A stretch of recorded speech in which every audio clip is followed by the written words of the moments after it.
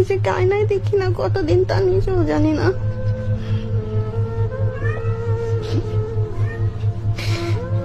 এখন যদি সবাই যদি আমাকে একটু সাহায্য সহযোগিতা করে, আল্লাহ চাইলে আমি সুস্থ হইতে পারবো, আগের জীবনে ফিরতে পারবো। নাহলে আমার কি হবে আমি জানি না। গলা বসে যায় একটু পর পর, শরীর ব্যথা করে, কোনো কিছু ভালো লাগে না, আমার অস্থির লাগে শরীরের মধ্যে।